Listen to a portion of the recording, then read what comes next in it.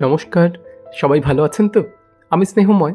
আজ আপনাদের শোনাতে এসেছি আরও একটা ছুটির দিনের গল্প। আমি যে সময়টার কথা বলছি, তখনও কিন্তু ভোটের রেজাল্ট বেরোয়নি। ভোট পর্বটা মাত্র মিটেছিল। যদিও এখন আমরা জানতে পেরে গেছি যে আমাদের পশ্চিমবঙ্গে দুর্দান্ত একটি পরিবর্তনের ঝড় লক্ষ্য করা গেছে। আমরা সাধারণ মানুষ হিসেবে আশা রাখব এই পরিবর্তন আমাদের সকলের জন্য খুব সুখের হবে, ভালো কিছু নিয়ে আসবে। তাই আপনাদের কাছেও আবেদন থাকবে, আপনারা সবাই শান্ত থাকুন, নিরাপদে থাকুন, একে অপরের খেয়াল রাখুন এবং এই আনন্দটা উপভোগ করুন। তো আমাদের যে ভোট ছিল এবারে বুধবারের পর বৃহস্পতিবারটা ছুটি নিয়ে নিলে শুক্র শনি রবি, এমনিতেই শনি রবি এবং মে দিবসের ছুটি ছিল। তো সেই জন্য একটা লম্বা ছুটি কিন্তু পাওয়া গিয়েছিল বাড়ি গিয়ে কাটানোর জন্য। আর ছুটির দিন মানেই তো শুধুমাত্র খেয়ে দেয়ে ঘুরে বেরিয়ে কাটিয়ে দেওয়া। সকাল সকাল দুষ্টু গেছিল ভোটের পরের দিন পড়তে। ওকে নিতে গেছিলাম উদয়নারায়ণপুরে। এটি আমাদের উদয়নারায়ণপুর বাস স্ট্যান্ড। এখান থেকে ফিরে একদম হসপিটালের সামনে দিয়ে আমরা পৌঁছে যাব দামোদরের ব্রিজে। খুব সুন্দর একটি জায়গা, কিন্তু গরম পড়ে গেছে, তাই জন্য দামোদরে এখন ভীষণ কম জল, শুকনো। আর এই রাস্তাটি কিন্তু আমার খুব প্রিয়, এত সুন্দর দুপাশে গাছপালা ঘেরায়। তো এখান থেকে ফিরে এসে দুষ্টুকে নিয়ে এসে আমাদের বিশেষ কিছু করার ছিল না, যে যার নিজের টিফিন খেয়ে নিয়ে আমরা বেরিয়েছিলাম একটু আশপাশটা ঘুরে দেখার জন্য। এখানে পড়ে এসে 3 বান্ধবী মিলে গল্প করতে বসেছে, দুষ্টু আর দুষ্টুর পাশের বাড়ির মৌ আর তার সাথে সুইটি। এবার আমাদের একটা বেশ ভালো হয়েছে জানেন তো, আমরা একটা বিয়ে বাড়ি পেয়েছি এই ছুটির মধ্যেই। অনেক দিন পর আত্মীয় স্বজনের মধ্যে একটি বিয়ে বাড়ি পাওয়া গিয়েছে। এরা সেই কল্পনাই করছে যে বিয়ে বাড়িতে কীরকম কে সাজবে আর কোথায় কি নাচ গান করবে সেই নিয়ে। মিনিও এসে ওদের আলোচনায় যোগ দিয়েছে। যদিও মিনিকে আমরা বিয়ে বাড়িতে নিয়ে যাব না, তবুও ওদেরকেও বললাম যে চল আমরা ও বাড়ি থেকে ঘুরে আসি। ও বাড়ি মানে আমার মামার বাড়ি। আপনারা তো জানেনই যে আমার মামার বাড়ি এখান থেকে খুব কাছে, একদম ওয়াকিং ডিস্টেন্স। তাই অনেক দিন পর যেহেতু সকালবেলাটা ফ্রি পাওয়া গেছে, সেই জন্য গেলাম একটু মামার বাড়ির দিকে ঘুরতে। এই জায়গাটি আপনারা এর আগেও ভিডিওতে দেখেছেন।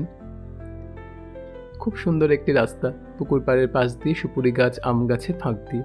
এটা পার্থদের আম গাছ, হিমসাগর আম গাছ, পুরো গাছ ভর্তি আম। আম যখন পাকে তখন কিন্তু আমরাও এর ভাগ পাই। ভীষণ সুন্দর। আর এখান থেকে সোজা গেলে যে বাড়িগুলি দেখা যাচ্ছে, ওটাই হচ্ছে আমাদের মামার বাড়ি। আমার 3 মামা, বড় মামা বড় মাইমা দুজনেই মারা গেছেন। মেজো মামা মেজো মাইমা এখানেই ছিলেন। মেজো মামা রিটায়ারমেন্টের পর এখন শ্রীরামপুর চলে গেছেন, ছেলের কাছে থাকেন। ওর ছেলে বৌমা দুজনেই চাকরি করেন, তো সেই জন্য।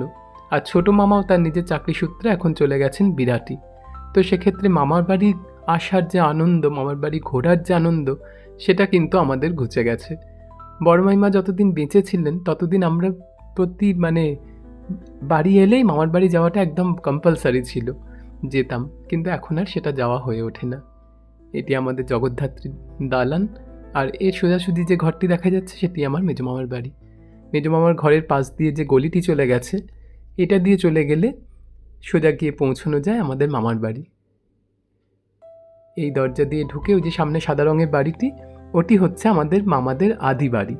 আগে এখানেই মাটির বাড়ি ছিল, সেটি ভেঙে বড় মামা বাড়ি করেছিলেন। আর এই হলুদ বাড়িটা হচ্ছে মিতুনদের বাড়ি, মিতুনের দাদু ঠাকুমার।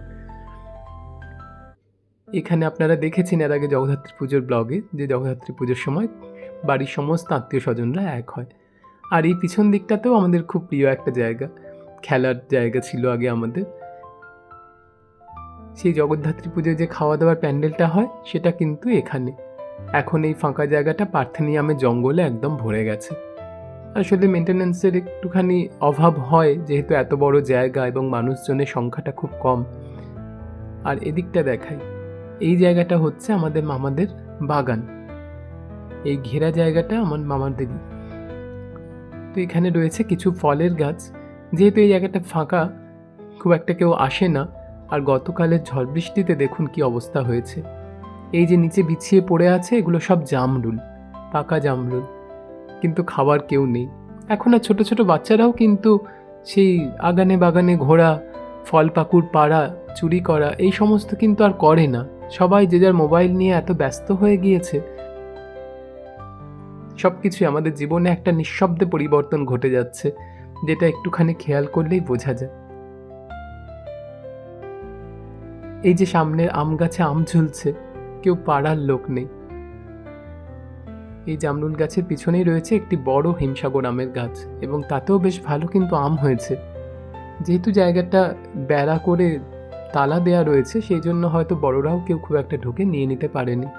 কাঁঠাল গাছগুলোতেও মোটামুটি কাঁঠাল হয়েছে, শুধু লিচু গাছটাতে সেরকম কোনো লিচু নেই। আর এই জায়গাটা একটু দেখাই। আগে ছোটবেলায় আমরা এই জায়গাটা আসতে খুব ভয় পেতাম। এখানটা বলা হতো খিড়কি দিক। খিড়কি পুকুর ছিল একটা, খিড়কি দরজা দিয়ে বেরিয়ে এসে আমার দিদিমার আমলে যখন ছিলেন, তখন তো অত কল টল ছিল না, এই পুকুরটাতে আসা হতো বাসন মাজতে।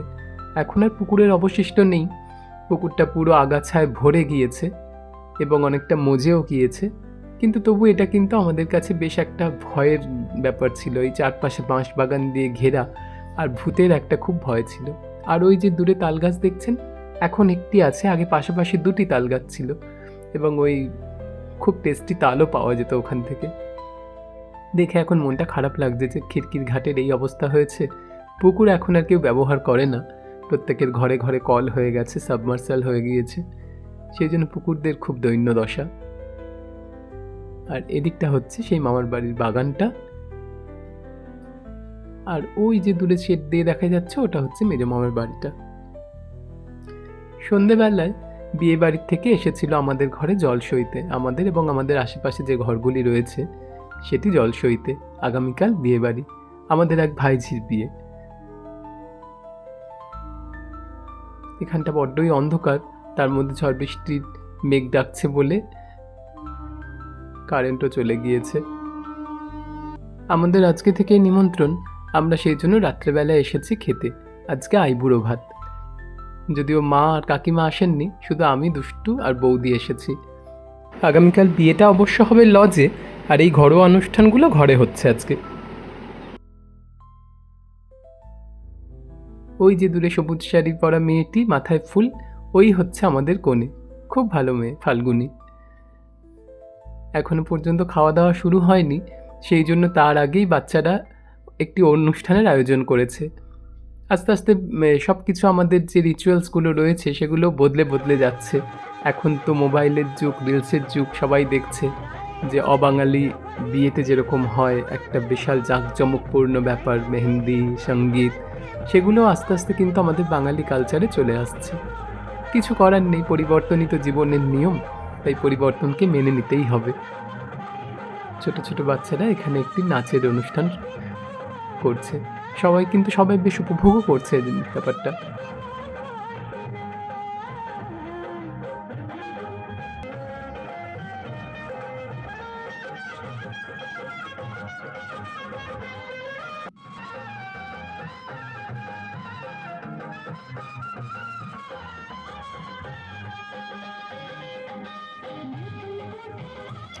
বাড়িতে আত্মীয় স্বজন অনেকেই এসে গেছেন, আর তাছাড়া পাড়ার লোকেরাও রয়েছেন বেশ কিছু।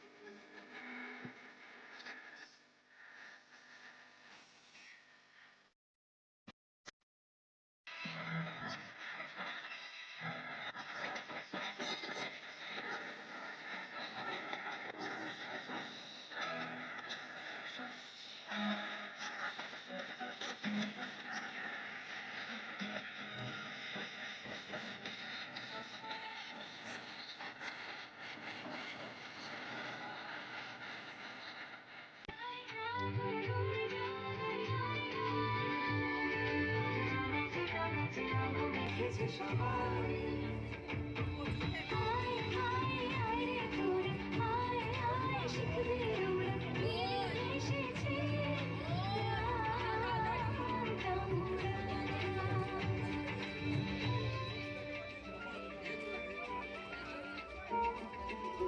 আনন্দটুকু করতে করতে বেশ রাত হয়ে গেল, কিন্তু এখনো পর্যন্ত আইবুড়ো ভাতটা হয়নি। তাই জন্য আমরাই খাওয়া দাওয়া করে এবারে চলে যাব, কারণ আমাদের বাড়ির থেকে প্রায় 300 মিটার দূরে বিয়ে বাড়িটা হচ্ছে। কালকে আপনাদেরকে দেখাবো বিয়ে বাড়ির গল্প। বেশ অনেকদিন পর আনন্দ করা গেল সবাই মিলে। এখানে দুষ্টু, মৌ আর সুইটি সেই যে সকালবেলা আলোচনা করছিল, ওরাও শুরু করে দিয়েছে নিজেদের পারফরমেন্স। চলুন ওদের পারফরমেন্স দেখে নিয়ে এবার বাড়ির পথ ধরি। খুব তাড়াতাড়ি ফিরবো একটি নতুন ভিডিও নিয়ে। ততক্ষণ সবাই খুব ভালো থাকবেন। ধন্যবাদ।